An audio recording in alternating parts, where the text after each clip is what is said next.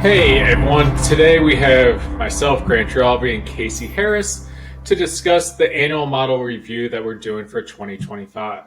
So, as a background, I'm Grant Giralby. I'm the VP over in the R&I at Cap Index, heading up the Geospatial Crime Solutions. And with me today is Casey Harris. Casey? Hi, I'm Casey Harris. I'm the Vice President of Crime Risk Modeling here at Cap Index. So, with that, it's that time of year. We're about to release our updated CAP scores. What should we expect this go around, Casey, with the annual process and the scores being released? So we've had quite a few changes this year in terms of the way that we calculate those CAP scores. We've taken an already great product and we've kind of poked around under the hood for places where we can increase efficiency and accuracy of some of those scores. Some of the changes that we've made to the underlying model, including the math that is used to predict those scores, has produced a little bit more change than we have seen in recent years with the CAP scores. And we've taken a careful look at that change and made sure that it makes sense for all of our clients. But we expect that those scores will shift a little bit more than we would see in previous years.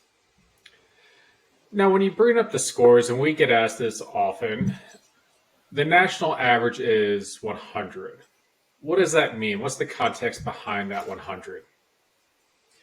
Yeah, so the 100 reflects the national average because it's a convenient point on a scale, kind of an intuitive number that I think a lot of our clients understand, that allows us to then create a scale around it. So anything less than 100 reflects crime risk that's less than the national average, and anything, of course, over 100 more than the national average. And that scale goes all the way up to about 2,000, recognizing that we do have some places where crime risk is exceptionally high.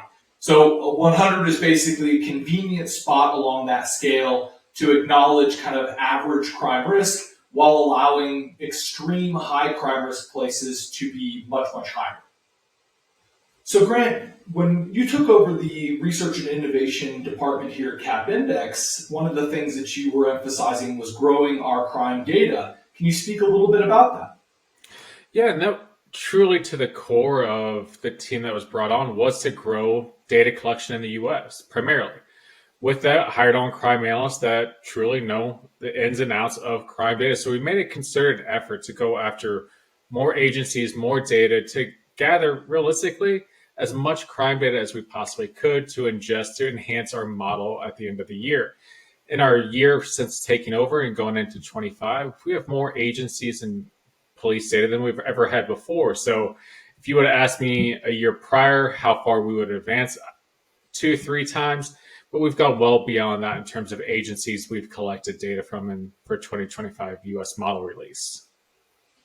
And we know that that's a pretty labor intensive process. Anybody who's worked with crime data knows that it starts with requesting that. Can you talk about the process of getting that agency side of data and what goes into the process of cleaning it for the annual model?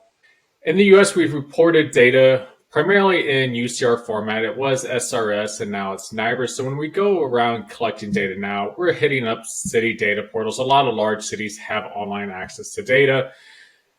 Unfortunately, a lot of cities do not have that. So if you try to fill in our gaps into suburban and rural and smaller towns, we have to go through a FOIA, Freedom of Information Act request, where we're requesting data from these cities. Through that, when we do receive it, we're standardizing it, making similar across all, trying to follow the NIBRS protocol. But we are making a valiant effort to go after some of these locations that are harder to get, that aren't just online. So not urban centric, but also going after suburbia and some of the rural areas in the US where crime does still occur, just in a very different way. So Casey, with the changes on the R&I side at Cap Index, what sets us apart from some of our competitors, just us in general? So I think one of the things that sets us apart is the specificity of the data that we use. So a lot of the efforts that you've led over on your side with your crime analysts is getting point specific, latitude or address specific data that allows us to really drill down into a site and the crime risk around it at a very, very local level.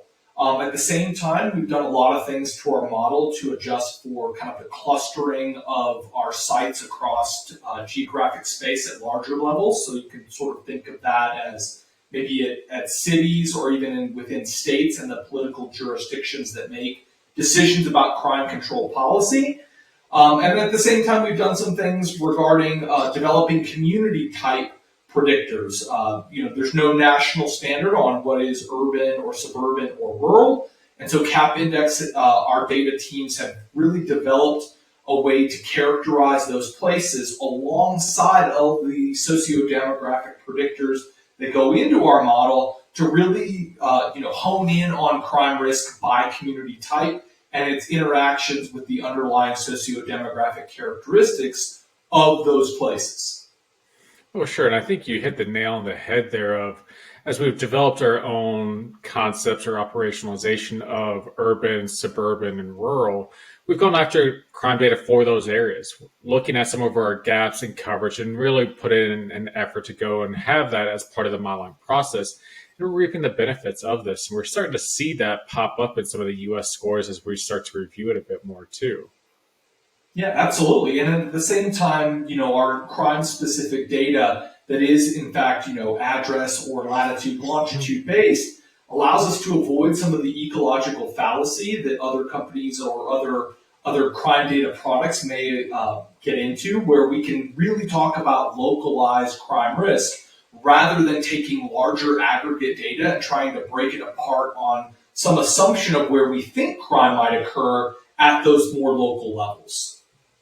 So as we continue to improve CAP scores, what are the ways that we are looking to check our crime risk forecasting, Grant? That's a great question. We get that quite a bit. At the end of the day, we build CAP scores based on the data we've collected.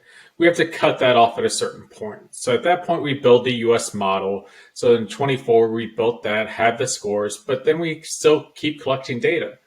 So as we look back at the 24 scores, we have data in it that was built on prior crime, and then throughout the course of 2025, we collected new crime data.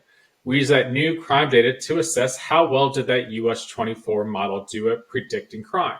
We compare that across our risk profiles. If you're familiar with CAP, we separate it into 5 general categories, and not surprisingly, as we go up in CAP risk, we see that the ratio of crime also increasing. So there's fewer places that are at higher risk, but we have more crime occurrence.